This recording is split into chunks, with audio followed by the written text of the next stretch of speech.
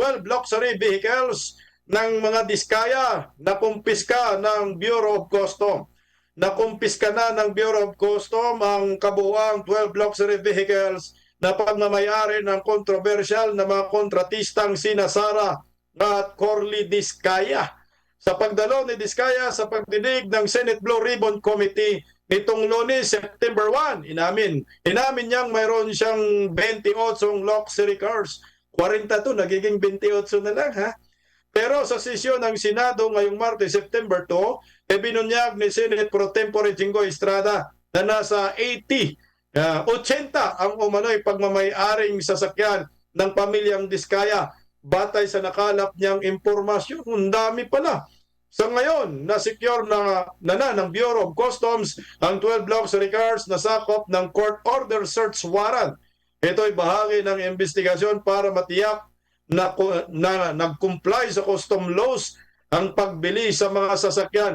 Nauna nang sinasabi ng Bureau of Customs na imbestigahan nila ang import records ng mga sasakyan upang matukoy kung legal ang pagpasok nito sa bansa at hindi smuggled alinsunod sa Customs Modernization and Tariff Act. Sa technical natin, paki-plus na lang yung mga pangalan ng sasakyan, niyayamanin eh. Partner Badong, anong masasabi nyo? Eto nga partner, ang tanging masasabi ko dyan, nasan yung ibang bahagi ng 40? Bakit 12 na lang, di ba? Nasan yung iba? Naitago na ba? O baka yung 12, eto kasi ang problema, baka itong 12, eto yung may mga papeles. Tapos yung nawawalang more or less, mahina ako sa math mga 28, yun yung mga walang papeles, partner. Paano hahabulin yun kung naitago na? Hindi ko rin alam eh. Kasi kung search warrant, natatandaan ko dahil dito sa mga subaybay natin, specific, di ba? Dito ka lang may search warrant, dito lang sa may opisina mo. Ang problema dyan, paano kung naitago na nga yung mga walang papeles? Partner. Pag naitago na yun, partner, ibig sabihin yun, nasa mabuting kalagayan na yun, kaya wag na daw hanapin. Mahirap dito mga partner kasi para bagang tumutugma. Naalala ko tuloy yung 28 na yan. Di ba yan yung numbers na sinabi ni Diskaya doon sa pagtanong ni Senator Jinggoy na 28 lang itong mga sasakyan nila, pero ang totoo 40. Tapos ngayon 12 lang itong nakumpiska na sinasabi naman ni partner Buds, baka ito lang yung totoong may mga legal na papel. At yung 28 ay wala. Nako. Pero ganun pa man mga partner. Partner Bimar, baliktad. Yung 12 na nakalagay sa search warrant, walang mga kaukulang papilis sa import permit. Yun ang nasisilip nila. Ngayon yung 12. Kaya nakalagay doon sa search warrant. May sabit eh. Yung iba yata nila na hindi nakikita, may mga kaukulang papilis daw. Kaya yung sinesearch nila ngayon, yung mga sasakyan na walang import documents na nanggagaling sa ibang bansa, kaya yun ang nakalista. Pero sabi naman ng Bureau of Customs, pag meron din umano silang makikita na mga sasakyan doon sa lugar na pinuntahan nila, ay pwede rin po daw nila yun isasama sa investigasyon. Kaso nga partner, yun na nga, nakita natin yung kay Julius Lalim. Nung pumunta sila doon, punong-puno eh. Bakit ngayon ang konti na lang, 'di ba? Yun yung pinoproblema ron eh. Parang partner bago lumosob may nagtimbre. Correct. Para lang parang lang. Correct. Prinsesa Sara. Papunta na diyan. Ganun ba? Sige, buksan namin kayo, pero yung mga mamamahaling mga luxury cars palayas muna namin yung 28. So, yung 12 lang sa search warrant din niya, iwan namin. Pero wala nga yung 12 partner kasi pagdating nila doon, 2 lang nakita. Ngayon, ang sabi dalawa lang yung makukumpiska. Pero nung pagkagabihan partner, nanawagan yung BOC, isuko nyo yung 10 kasi pag hindi nyo isuko yan, lulusob kami muli. Natakot yata partner, talagang tinimbrihan din nila yung BOC na nandito na yung mga sasakyan. Ang dahilan partner, ginamit lang daw na masyal, kaya wala doon. Ang dami na. Lahat yata partner ng mga engineer, may mga sports car, mga luxury cars. Punta ka doon sa mga site, punta tayo sa mga bugos ng mga construction natin, mga flood control. Kaya ginamit, kaya ayun, nung gabi na, nabalikan ng Bureau of Customs. Ang balita nga partner, 14 na. 14 na yung nakuha nila ngayon sa Bureau of Customs.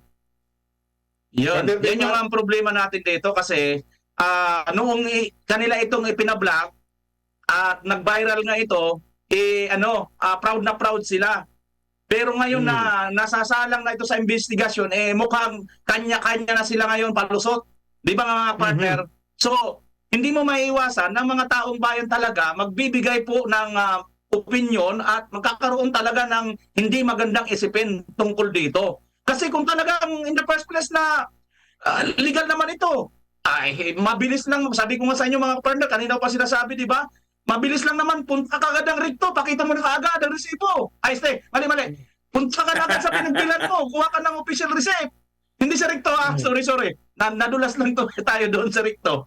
Di ba mga partner, ganun naman kadali dyan eh. Ang problema, bakit ayaw nyo kaagad maglabas ng mga resibo? O ito, Bureau of Customs, DTI, lahat ng mga resibo, import, export, kung ano naman ang tawag ninyo dyan, madali lang yan eh. After all, computerized na ngayon eh. Kita ko. Ito, search nyo itong website na ito. Bigyan ko na lang kayo ng link.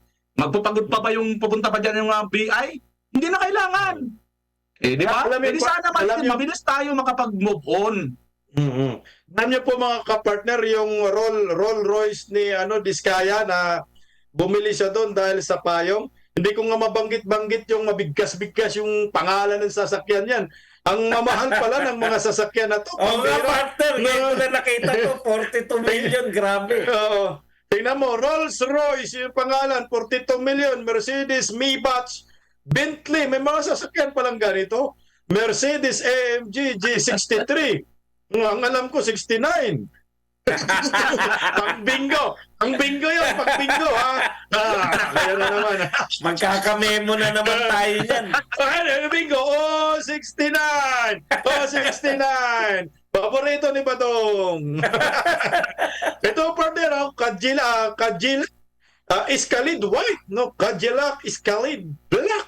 Mamamayan, bilyonaryo itong pangalan na to, JMC SUV 5.2. Partner.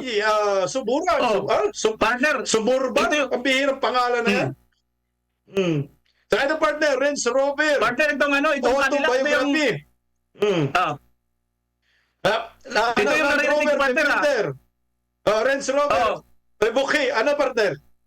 Anong narinig Itong kanila, ito yung naririnig ko na kung may kanta, pagka dumadaan itong hindi kita. Ay, pambira. Iba namang Mercedes-Benz yun. Bagay yung kay Franz. Kay Franz. Franz lang, ha? Franz lang. Alam, partner, wala yan sinabi si yung kay Diskaya. Mani yan, partner. Maliit lang yan. Mas gusto ko yung kay ko, mga eroplano. Correct. Yun ang malupit, no? Yung Pag nakita natin yun, aeroplano ang mga binibili. Aeroplano yung kumpiskahin mo, matindi yung partner. Yan ang malupit dapat talaga yung ipaliwanag. Malupit yun, Partner biruin mo naman. mga partner, malupit talaga yun kay Saldico. Biruin mo, nagbalikan ka agad, dahig to Philippines. Ang bilis lang. Ha? Kay Saldi ko ba yun? Kay Santi ko ba yun? Akala ko kay Martin. Kanino ba talaga yun, mga partner? Ay, hindi natin alam. Alam mo ka, partner, ang tindi talaga ng korupsyon ng Der Marcos admin eh. Mantakin mo, mga kongresista, may mga aeroplano, no?